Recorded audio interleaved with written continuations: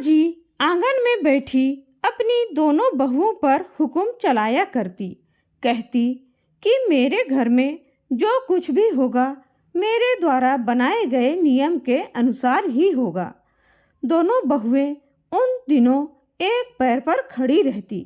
करुणा जी ने जो कह दिया समझो वह पत्थर की लकीर हुआ करती थी, क्योंकि उन दिनों करुणा जी के पति मोहनलाल जी ही घर का सारा खर्च उठाया करते थे। वे एक रिटायर्ड सरकारी कर्मचारी थे।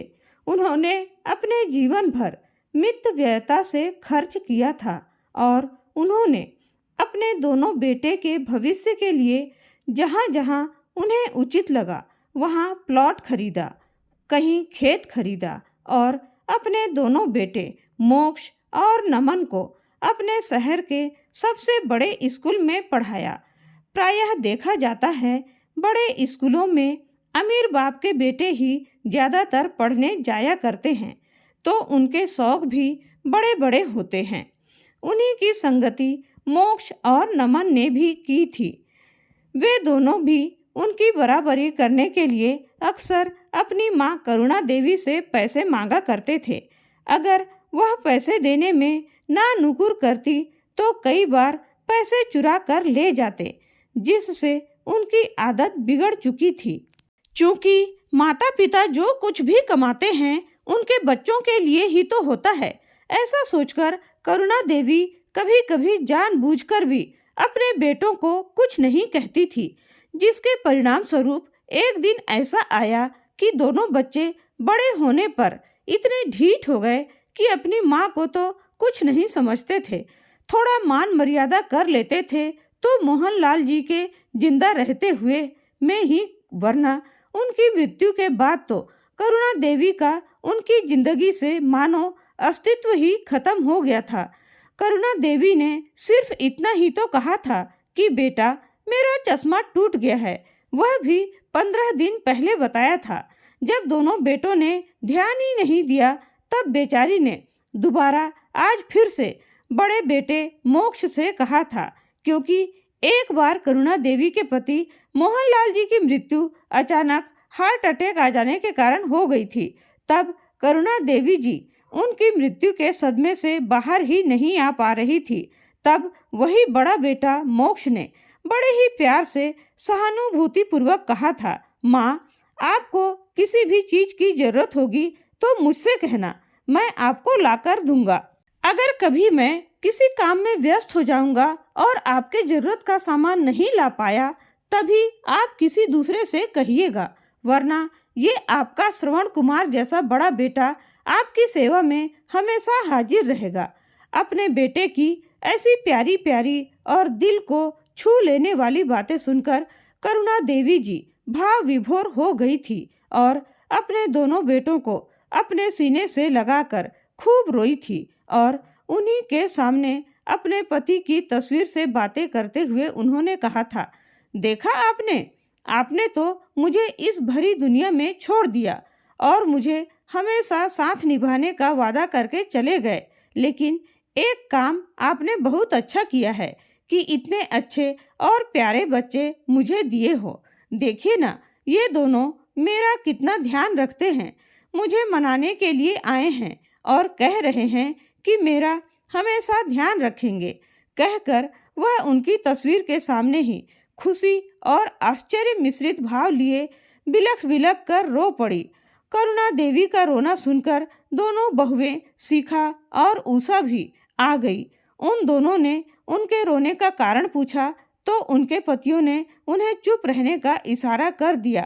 करुणा देवी कुछ देर तक रोती रही, फिर उनके दोनों बेटों ने उनके आंसू पोंछे और अपने कंधों का सहारा देकर उन्हें उठाया और डाइनिंग टेबल पर ले गए। उस दिन सभी ने मिलकर खाना खाया। धीरे धीरे अब करुणा देवी को अच्छा महसूस होने लगा।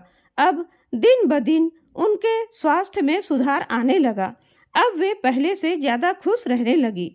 महीने के पहले सप्ताह होते ही करुणा देवी को उनके बेटे बड़े ही मान मनुहार के साथ बैंक में लेकर जाते, उनके हस्ताक्षर करवाते और जो बेटा उन्हें लेकर जाता समझो उस महीने के सारे पैसे उसी बेटे के हो जाते। महीने के पहले सप्ताह में तो करुणा देवी का बहुत ही मान सम्मान होता, लेकिन जैसे ही पैसे हाथ में गए, समझो करुणा देवी कौन है। दोनों बेटे और बहुओं के व्यवहार में इतना फर्क आ जाता कि वे उन्हें पहचानते भी नहीं, ऐसा करने लगते थे। तब तक तो फिर भी ठीक ही था, लेकिन हद तो तब हो गई जब एक दिन बड़ा बेटा मोक्ष अपनी माँ के कमरे में उन्हें जगाने के लिए गया कि आज उनके पेंशन के पैसे निकालने हैं। उसने उन्हें आवाज लगाया, माँ माँ। करुणा देवी ने कोई जवाब ही नहीं दिया। उसने जब उन्हें छूकर देखा तो उनका शरीर भट्ठी की तरह तप रहा था। उसने उन्हें तुरंत डॉक्टर के पास ले गया। उस समय नमन घर पर नहीं था, क्योंकि उसे ऑफिस की तरफ से दूसरे शहर भेजा गया था।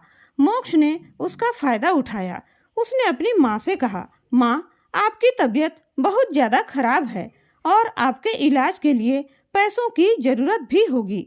नमन भी घर पर नहीं है और मेरे पास भी पैसे नहीं हैं, इसलिए आपके अकाउंट को मेरे अकाउंट से जोड़ देते हैं ताकि मुझे पैसे निकालने में आसानी होगी और हर महीने आपको बैंक जाना भी नहीं पड़ेगा।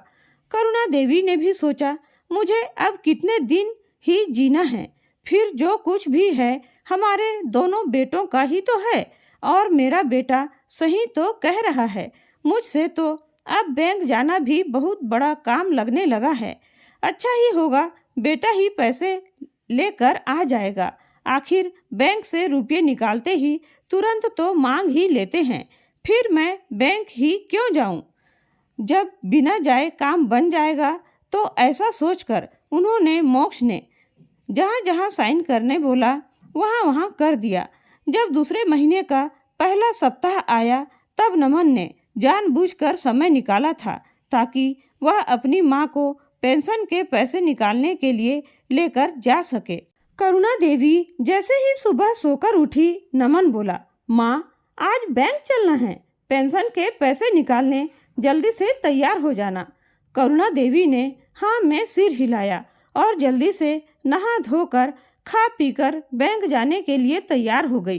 बैंक जाकर जब उन्होंने देखा तो पता चला उनके बड़े बेटे मोक्ष ने तो आज ही कुछ घंटे पहले ही पैसे निकाल लिए हैं। फिर बैंक वाले ने कहा, क्यों अम्मा जी, आपके बेटे ने आपको धोखा दिया है क्या? आपकी जानकारी के बगैर पैसे निकाल लिया है क्या? अगर ऐसा होगा तो उस पर आप केस कर सकते हो। अपने ही बेटे पर पुलिस केस? पुलिस केस का नाम सुनते ही करुणा देवी थर थर कांपने लगी और बोली, नहीं साहब, मेरे बेटे ने मुझे बताया था, लेकिन अब मेरी उम्र हो चली है ना, इसलिए कभी कभी भूल जाती हूँ, याद ही नहीं रह पाता मुझे माफ़ कर दीजिए सर, कहकर अपने बेटे नमन को वहाँ से चलने के लिए कहने लगी। नमन उसी समय बैंक के अधिकारी पर भड़कने लगा कि ये लोग झूठ बोल रहे हैं, लेकिन जब करुणा देवी ने कहा ये लोग सच कह रहे हैं तो वह उन्हीं के ऊपर भड़कने लगा। अरे बुढ़िया, बुढ़ापे के कारण तेरा दिमाग काम करना बंद कर दिया है क्या? क्या अनाप शनाप बोले जा रही है? अरे वो बैंक वाले तेरे रिश्तेदार हैं क्या, जो उन्हें बचाने की कोशिश कर रही है? करुणा देवी ने उसका हाथ पकड़ा और बोली, बेटा पहले घर तो चल, फिर सारी बात तुझे विस्तार से बताती हूँ। नमन गुस्से गुस्से में वहाँ से निकल गया और घर पहुँचते ही करुणा देवी पर चिल्लाते हुए बोला, हाँ माँ बोल, अब क्या क्या कहना चाहती है? करुणा देवी बोली, बेटा दरअसल उस दिन जब तू अपने ऑफिस की तरफ से दूसरे शहर गया हुआ था, उसी दिन मेरी तबीयत खराब हो गई और मोक्ष के पास पैसे नहीं थे मेरे इलाज करवाने के लिए, और मैं बैंक भी नहीं जा पा रही थी, इसलिए उसने मेरा और अपना अकाउंट एक साथ जोड़ लिया है। आज उसे याद आया होगा पेंशन के पैसे निकालने का, इसलिए निकाल लिया होगा। तू इतना गुस्सा न कर बेटा। हाँ तो बुढ़िया, आज मुझे वहाँ लेकर क्यों गई थी? नमन बोला, बेटा उस दिन मुझे बुखार के कारण अच्छी तरह से याद नहीं था कि मोक्ष ने क्या कहा था, लेकिन जब बैंक वालों ने बताया तब मुझे याद आ गया कि हाँ ऐसा ही कुछ मोक्ष ने भी कहा था। उस दिन के बाद से तो मानो करुणा देवी की दुनिया ही बदल गई।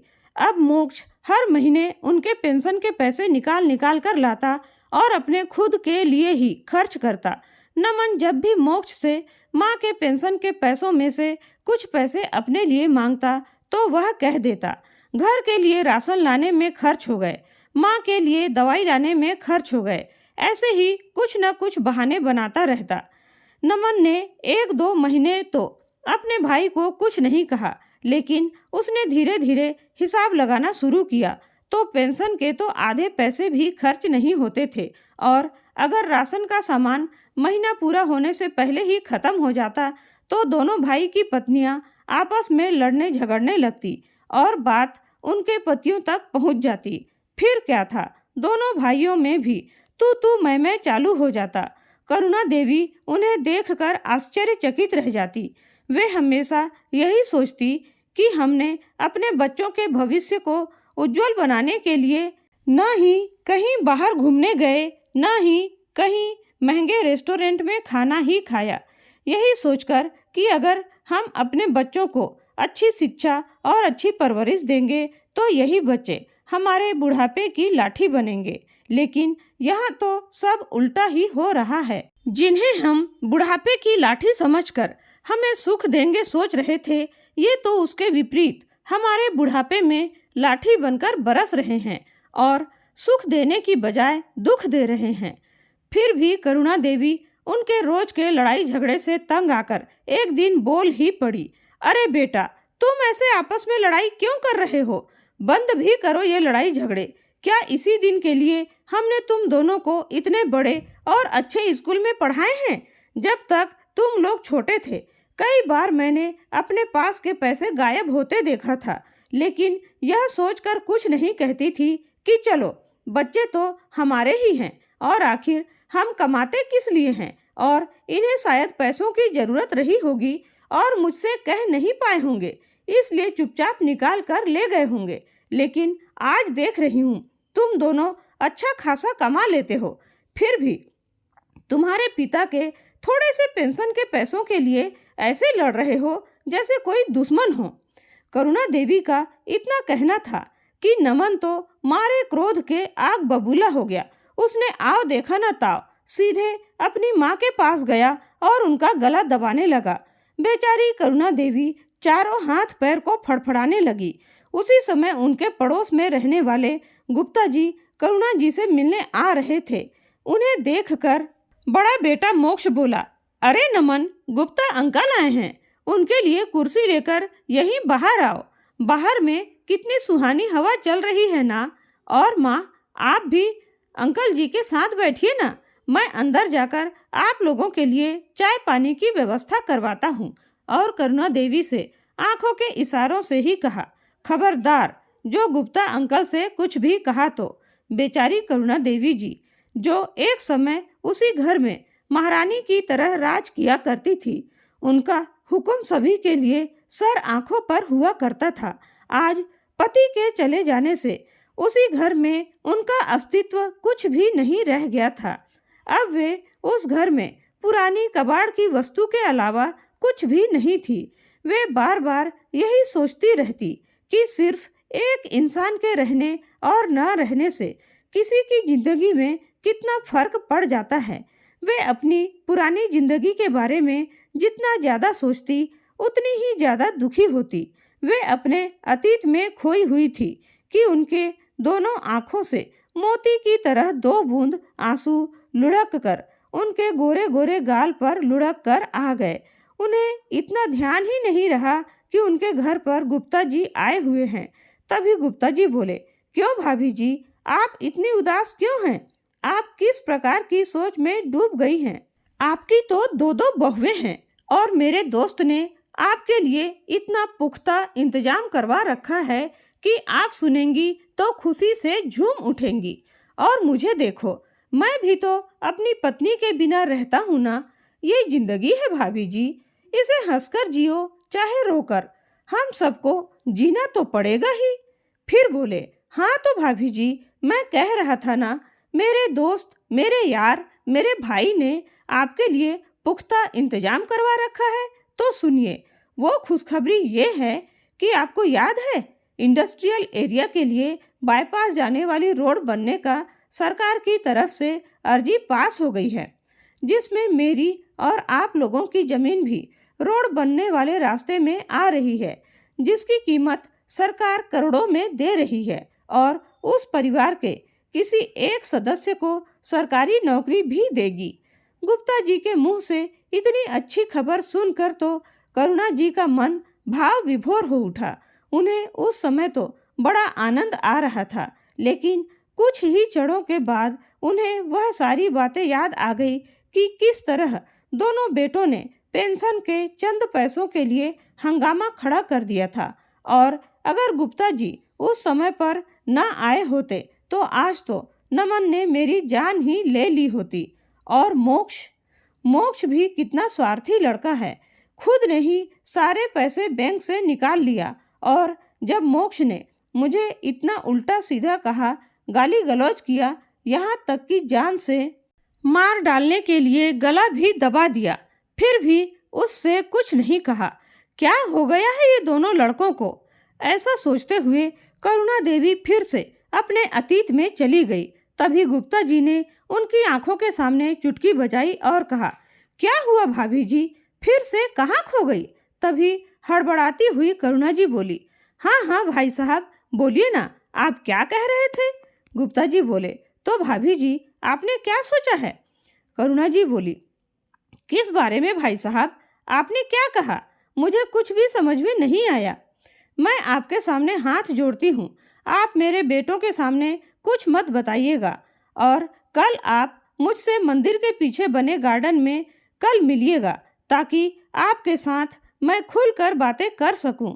गुप्ता जी ने उनसे कहा, ठीक है, कल मिलते हैं, और उनसे अलविदा कहा और वहां से बड़े ही गर्मजोशी के साथ उठ खड़े हुए और वहां से बड़े फुर्ती के साथ चले गए। करुणा देवी तो उन्हें देखती ही रह गई। उनके उत्साह को देखकर करुणा देवी के मन में भी आया कि क्यों न वह भी पूरे आत्मसम्मान के साथ सर उठाकर जिए। दूसरे दिन करुणा देवी ने अपने हिस्से के सारे काम किए और बिना किसी को बताए चुपचाप अपने घर से निकल गई, यह सोचकर कि पहले वे कैसे जवाब दे देती थी, लेकिन आज क्यों नहीं दे सकती। उन्होंने आत्मसम्मान के साथ अपना चप्पल पहना और एक लकड़ी जिसके सहारे वे हमेशा चलती फिरती रहती थी, उसे लेकर चली गई। गार्डन में जाकर देखा तो एक बड़ा सा टोपी पहने एक आदमी सफारी सूट पहने अपना पेपर पढ़ रहे थे, और वे उसी कुर्सी पर बैठे हुए थे जहां अक्सर करुणा देवी बैठा करती थी।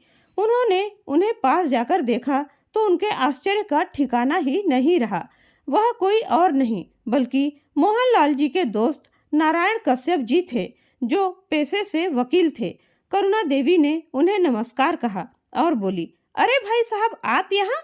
आप तो इतना ही कह पाई थी कि कश्यप जी बोले, भाभी जी, मेरे भाई मेरे दोस्त के बारे में सुना तो मुझे बहुत बुरा लगा, और आपसे कोई बात क्या छुपाना, आपके बारे में भी मेरे दोस्त गुप्ता जी ने बताया कि आपके बेटे बहू आपके साथ कैसा व्यवहार करते हैं। तब हम दोनों मित्रों ने विचार किया कि क्यों ना हम आपको न्याय दिलाएं, क्योंकि मोहन हर एक बात हमसे शेयर करता था और हमारी सलाह के बिना वह कुछ नहीं करता था। इसलिए मुझे पता है कि वह घर जिसमें आपके बेटे बहू जितना अधिकार पूर्वक रह रहे हैं वह भी आपके ही नाम पर है, और जिस जमीन के बारे में गुप्ता जी ने आपको बताया होगा उसके लिए भी दावेदार को 3 दिनों के अंदर सारे दस्तावेज जमा करने होंगे। वह जमीन भले ही आपके नाम पर नहीं है, लेकिन पति की संपत्ति पर पहला अधिकार तो उसकी पत्नी का ही होता है, इसलिए उस जमीन से मिलने वाला मुआवजा भी आपको ही मिलेगा। फिर आप उसे जैसा चाहें खर्च कर सकती हैं। तभी दूर से गुप्ता जी आते हुए दिखाई दिए। करुणा देवी ने उन्हें देखकर कहा, अच्छा धोखा देने सीख गए हैं बरकुरदार। तभी वकील साहब बोले, नहीं भाभी जी, धोखा गुप्ता जी नहीं दे रहे हैं, बल्कि धोखा तो आपके बेटे आपको दे रहे हैं। आपके बड़े बेटे मोक्ष ने आपको धोखा देकर आपका और अपना अकाउंट एक साथ जुड़वा लिया और अब उसकी जब मर्जी तब पैसे निकाल लेता है। गुप्ता जी वही सब ठीक करने गए थे और एक जरूरी काम करने भी गए थे जहां आपको घंटों लाइन लगाना पड़ता। वहां गुप्ता जी सुबह से लाइन में खड़े होकर वह फॉर्म लेकर आ रहे हैं जो रोड बनने वाली प्लॉट के क्लेम के लिए जरूरी भी था। करुणा देवी अपने द्वारा ऐसे शब्द बोले जाने पर बहुत शर्मिंदा हुई। उन्हें बहुत बुरा लगा कि उन्हें बोलने से पहले एक बार सोचना तो चाहिए था। तब तक गुप्ता जी भी उनके पास आ गए। वकील साहब ने पूछा, हो गया गुप्ता जी सारा काम? गुप्ता जी जिंदा दिल इंसान थे। उन्होंने मुस्कुराकर कहा, जी हाँ सर, सारा काम हो गया। और कोई काम हो तो बताइएगा।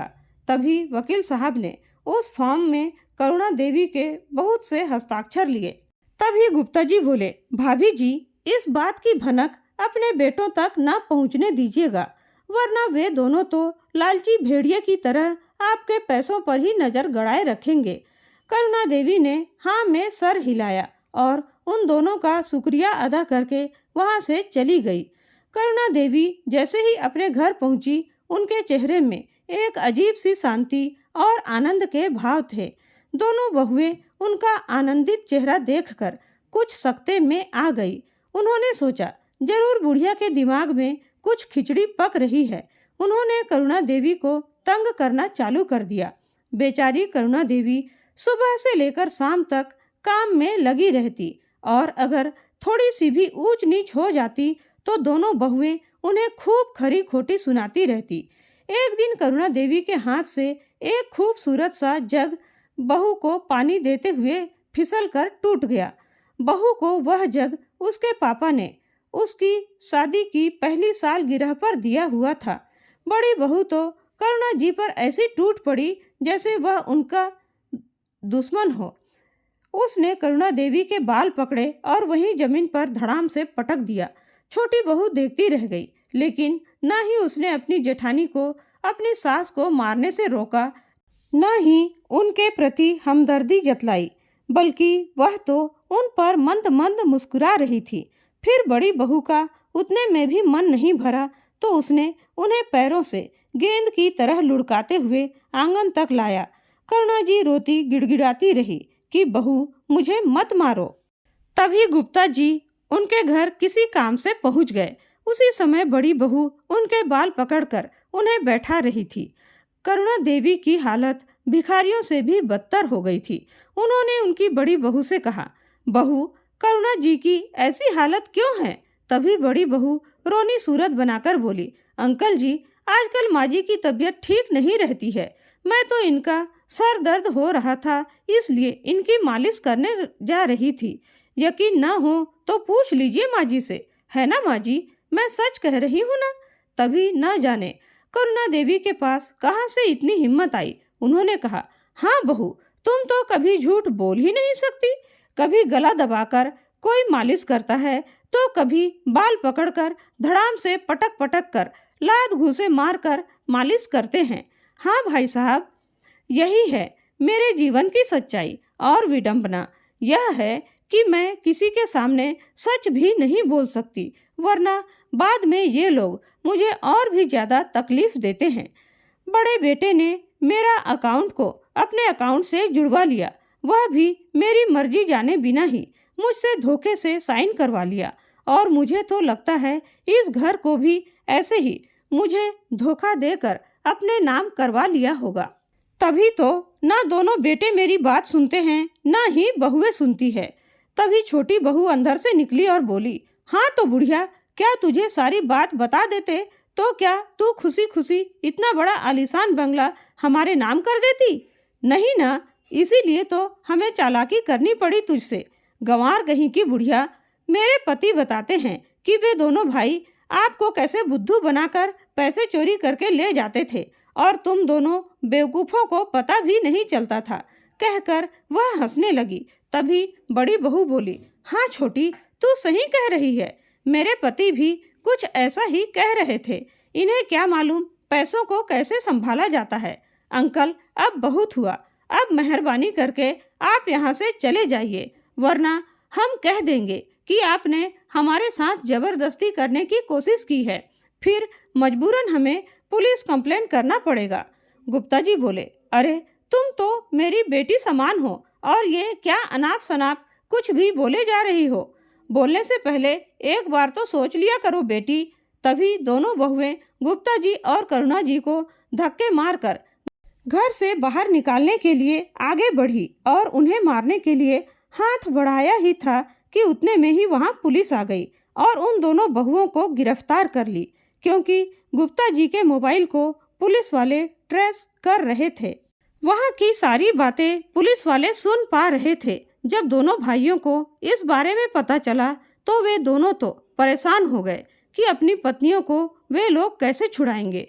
उन दोनों भाइयों ने अपनी माँ के पैरों में गिरकर माफी मांगा, रोए, गिड़गिड़ाए। और जब करुणा देवी ने उनसे पूछा कि क्या उन्होंने धोखे से वह घर भी अपने नाम करवा लिया है, कहते हैं ना, मरता क्या न करता। बस यही स्थिति उस समय मोक्ष और नमन की भी थी। उन्होंने अपनी सारी गलती स्वीकार की। करुणा देवी ने उन दोनों की बातें रिकॉर्ड कर ली और अपना कंप्लेंट वापस ले लिया और उन्हें हिदायत दिया कि अगर उन चारों में से किसी ने भी उनके साथ बदतमीजी की तो फिर से उन्हें जेल जाने से कोई नहीं रोक सकता। चारों बेटे बहू ने अपनी माँ से माफ़ी मांगा और अपने अपने काम में लग गए। लेकिन फिर कुछ दिनों बाद करुणा देवी ने वे लोग जिस घर में रहते थे वह घर भी अपने नाम करवा लिया और जिस प्लॉट से कई करोड़ रुपए मिले थे उसमें एक वृद्धाश्रम और वहीं पास में ही एक अस्पताल भी खुलवा दिया, ताकि उनके जैसे बुजुर्गों को किसी प्रकार की परेशानियों का सामना न करना पड़े। बहू बेटों को जब उस प्रॉपर्टी के बारे में पता चला तो वे तो हाथ मलते ही रह गए और मन ही मन सोचते रह गए कि काश हम लोगों ने शुरू से ही माँ की सेवा की होती तो आज ये दिन नहीं देखने पड़ते, आज हम भी करोड़पति होते। लेकिन हमारे कर्म ही इतने गलत थे कि करोड़पति के बजाय रोड़पति बन गए। उन्होंने बहुत कोशिश किया अपनी माँ करुणा देवी को मनाने की कि वे उन्हें कुछ रुपये दे दे ताकि उनकी गृहस्थी भी संवर जाए, लेकिन करुणा जी को अपने बेटे बहू की वह करतूत याद आ जाती और वह फिर से अपना इरादा बदल देती। तो दोस्तों, इस कहानी में करुणा देवी ने अपने बहू बेटों को माफ़ न करके जो सबक सिखाया वह सही था या गलत। अगर आप करुणा देवी की जगह होते तो क्या करते? अपने अनमोल विचार कमेंट करके ज़रूर बताइएगा। कहानी पसंद आई हो तो लाइक और शेयर ज़रूर कीजिएगा। दोस्तों, चैनल में पहली बार आए हैं तो सब्सक्राइब जरूर कीजिए और कहानी को अंत तक सुनने के लिए आपका बहुत बहुत धन्यवाद।